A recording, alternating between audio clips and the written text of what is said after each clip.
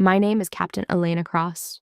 I'm 34 years old, and for most of my life, I believed in one simple truth: that if you gave everything to your country, it would never turn its back on you. That belief wasn't something I was taught in a classroom. It was built slowly over years of discipline, sacrifice, and missions that tested every limit I had. It became part of my identity. So when I was selected to lead that mission 2 years ago, I didn't hesitate.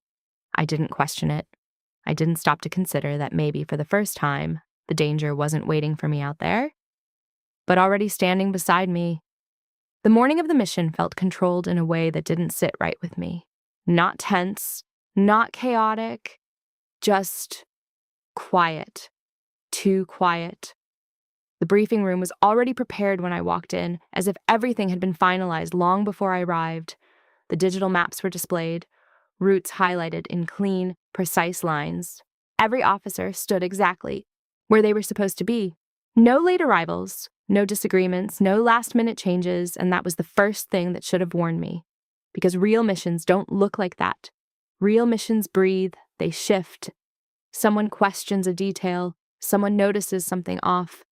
But that morning, everything was smooth, perfect, too perfect. Colonel Richard Hayes stood at the front of the room, hands behind his back, observing everything with that calm, controlled expression he always carried. He had been my senior officer for years, a man known for discipline and authority. I had trusted his decisions more times than I could count. He didn't waste words, didn't tolerate mistakes, and never showed emotion unless it served a purpose. Standing beside me was his son, Daniel Hayes, my second in command, the man I had personally trained. That memory would stay with me longer than anything else, because trust doesn't break instantly. It builds slowly, and collapses all at once. "You're ready for this?" Daniel asked quietly, flipping through the mission file. I glanced at him and nodded. "I've been ready for a long time." And I meant it, because I had earned that mission. Years of work, perfect records, missions completed under pressure, decisions made when others hesitated. Everyone knew I was next in line for promotion. Everyone, including the man who wanted that position for his son. At the time, that thought didn't feel real enough to hold on to. It passed through my mind like a shadow and disappeared. I trusted the system. I trusted the structure. I trusted that merit mattered. That was my mistake. We moved out just before sunrise. The sky was still dark, the horizon barely visible, and the road stretched ahead like something unfinished. Inside the convoy, the silence felt heavier than usual. The hum of the engine filled the space, steady and constant, but it didn't settle me the way it normally would. I remember looking down at the route display again, then again. Something kept pulling my attention back to it, that quiet instinct, that feeling I had learned never to ignore, but this time, I hesitated, and that hesitation almost cost me everything. The route had changed, not slightly, completely. The terrain outside didn't match what I had memorized. The direction was off. The timing didn't align. Every part of my training told me something was wrong. "Stop the convoy," I said, keeping my voice controlled. The driver slowed, uncertain. Beside me, Daniel turned his head. "Why?" he asked. That word. Simple, calm, too calm. "This isn't our route," I said. He leaned forward, scanning the system. It was updated. My chest tightened slightly, because I hadn't approved anything, and nothing changed without going through me. "By who?" I asked. There was a pause, small, but enough. And in that silence, everything became clear. We weren't lost. We were being sent somewhere final. I didn't get time to react. The explosion came before the thought fully formed. People think explosions are loud. They're not. First comes pressure, a force so sudden and overwhelming it feels like the air itself collapses. Then comes light, bright, blinding, impossible to process, and then nothing. When I opened my eyes again, the world had disappeared. No convoy, no soldiers, no battlefield, just a ceiling, white, still, controlled. At first I thought I was dreaming, but the pain told me otherwise. A deep ache ran through my ribs as I tried to move. My head felt heavy, my body weak. But my mind was already working. This wasn't a hospital. There were no machines, no voices, no signs of urgency, just silence. The room was small, too clean, too empty. One metal chair, one door, no windows. At first, I thought I had been captured. That would have made sense. Then the door opened, and the man who walked in spoke English, clear, calm, American. That was the moment everything changed, because I had trained my entire life to face the enemy. No one had trained me to face my own side. The questions began after that, but they weren't real questions. They didn't want answers. They wanted silence. Every time I asked where I was, who authorized this, what happened to my team, I got the same response. You're not cleared for that information. At first, I pushed back. I am the clearance, I told them. No reaction, no acknowledgement. That's when the truth began to settle, slowly, quietly. I wasn't being protected. I was being erased. Time stopped meaning anything after that. There were no windows to measure days, no sunlight, no real routine. Meals came, but I stopped trusting them as a measure of time. My body healed slowly, but my mind stayed alert, because I understood something important. If I lost focus, I disappeared, and no one would even notice. At first, I waited. I told myself someone would come, that command would notice, that someone would question the mission, but no one came. That realization didn't break me, it changed me. Hope faded, and something colder took its place. Survival. I stopped asking questions, stopped reacting, started watching. Every guard, every step, every pattern. I memorized everything. Because in a place like that, details are the only way out. Weeks passed, maybe months, until one day, everything shifted. The lights flickered, just once, but in a controlled system, even a second of failure matters. I heard movement outside, voices, urgent. And then, the door, it locked, but not fully. That small sound was everything. I didn't move immediately because panic gets you caught. I waited, listened, then slowly I stood up, walked to the door, placed my hand on it, and pushed. It opened. And in that moment, for a moment I just stood there, staring at the open door.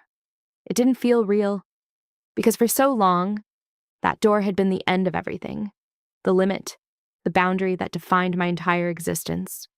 And now, it was just slightly open, like it had never meant anything at all. That's the thing about control. It feels permanent until it breaks.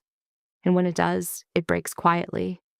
I didn't rush. Every instinct in my body wanted to run, to push forward, to get as far away from that room as possible. But training held me in place.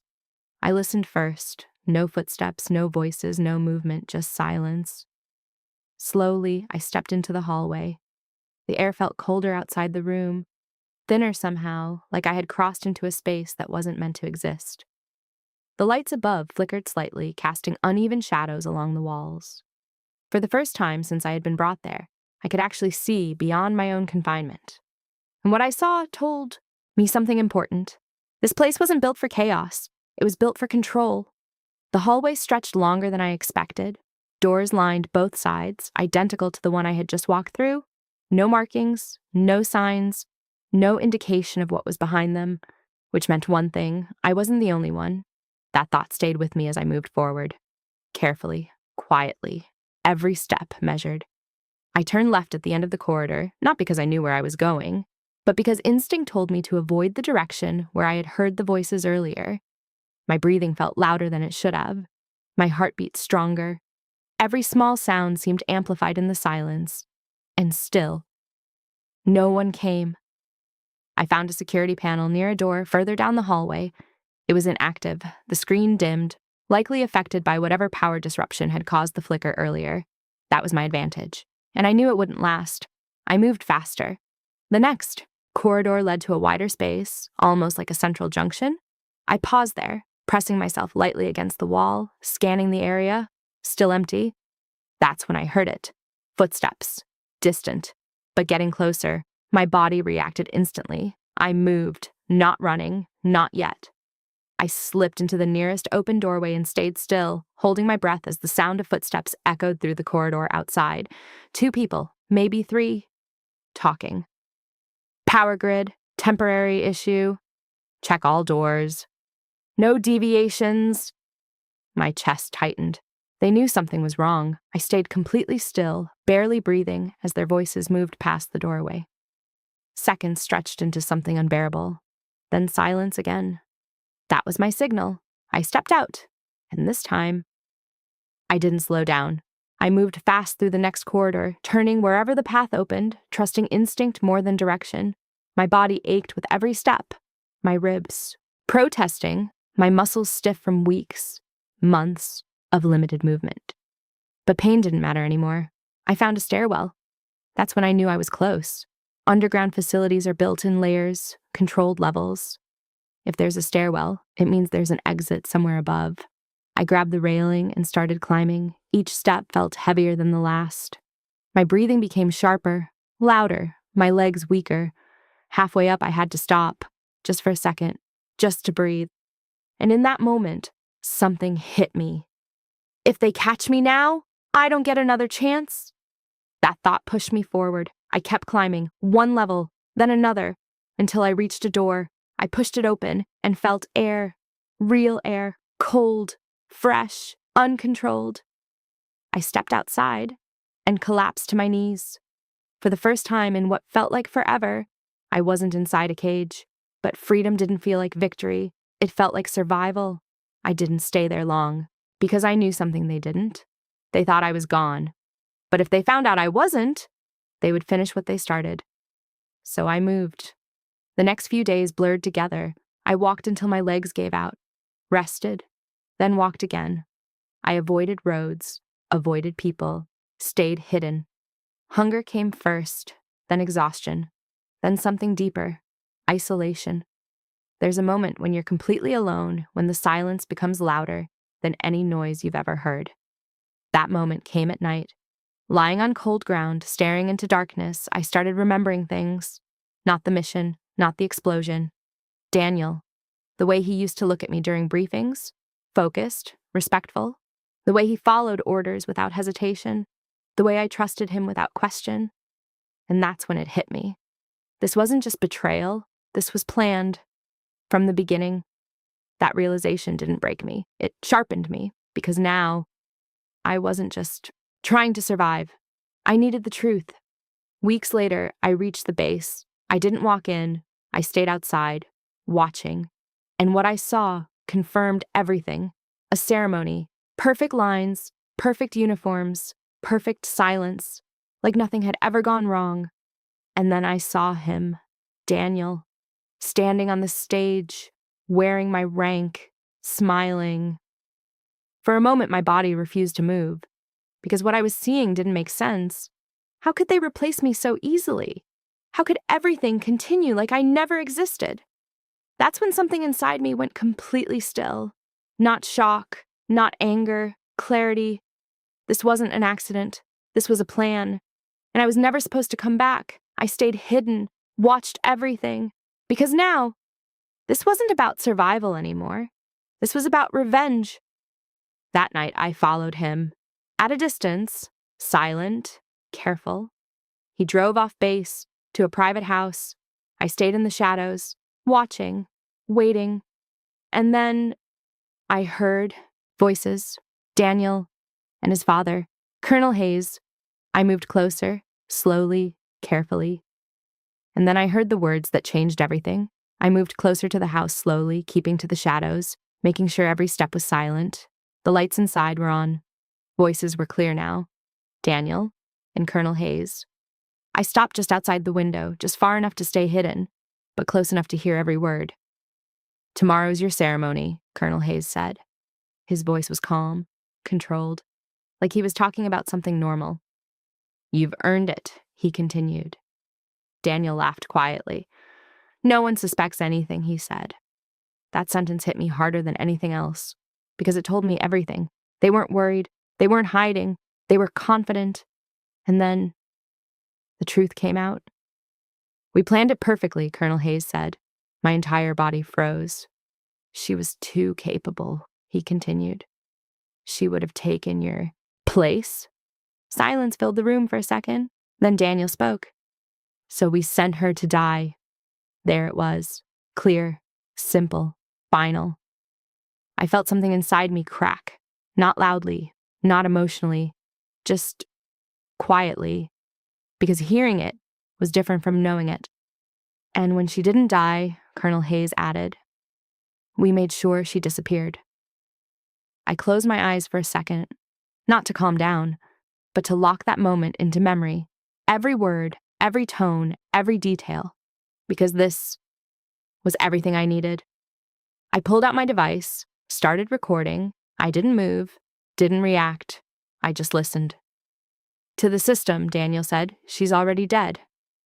The colonel nodded. And tomorrow, he said, you take her position permanently. That was the moment I stopped feeling like a victim and started thinking like a soldier again. Because now, this wasn't about survival. This was about justice. I didn't confront them. Because revenge isn't about emotion. It's about control. And I had something they didn't expect. Time. I left quietly, the same way I came. And for the first time since the explosion, I wasn't running. I was planning. That night, I didn't sleep. I sat in the dark, going over everything, every detail, every step. If I made one mistake, they could deny everything, so I made sure there was no mistake. I backed up the recording, twice, collected every piece of evidence I could. Logs, movement records, mission details, everything that connected them to what happened to me. By morning, I was ready. The ceremony started exactly on time. Perfect lines, perfect uniforms, perfect silence. Everything looked exactly the way it should. And that was the problem, because everything about it was built on a lie. Daniel stood on the stage, confident, prepared. Colonel Hayes stood beside him, watching, proud. They thought it was over. They thought they had won. And just as the officer began speaking, I walked in. The doors opened slowly. At first, no one noticed. Then someone turned, and everything stopped. One by one, every head in the room turned toward me. The silence that followed was heavier than anything I had ever felt. Daniel saw me first, and for the first time, I saw fear in his eyes. Colonel Hayes turned next. His face went pale, because in that moment, they understood something simple. I wasn't dead. I walked forward slowly, calm, controlled, no anger, no hesitation, just truth. I think you forgot something, I said. My voice was steady. I placed the device on the table. Play it. For a second, no one moved. Then someone pressed the button, and the room filled with their voices. We planned it perfectly. She was too capable. So we sent her to die.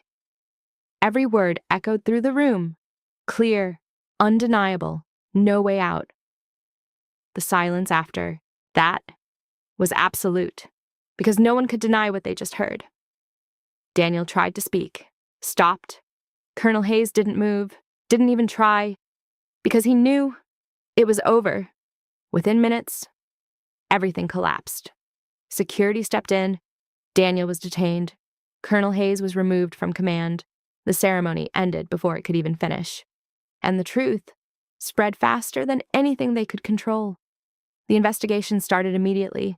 Every detail uncovered, every action traced, everything they built fell apart. Their careers ended that day, their reputations destroyed. And soon after, they were sentenced. Prison, the same system they tried to manipulate, became the thing that punished them. A week later, I was called back, not as a ghost, not as a mistake, but as Captain Elena Cross, alive. They offered me everything, my rank, my position, my promotion, the same things they tried to take from me. This time, I didn't hesitate. I accepted, because I didn't steal it. I earned it, and I wasn't going to let anyone take that from me again. Standing there, in that same uniform, in that same system, I understood something clearly. They tried to erase me, but they failed, because I came back, stronger, smarter, and this time, untouchable. That day, I didn't just take revenge, I took control of my life, of my story, and of everything they tried to destroy. And if there's one thing I learned from all of this, it's this: the most dangerous mistake you can make is assuming someone won't come back. If you were in my place, would you forgive them or make sure they never rise again?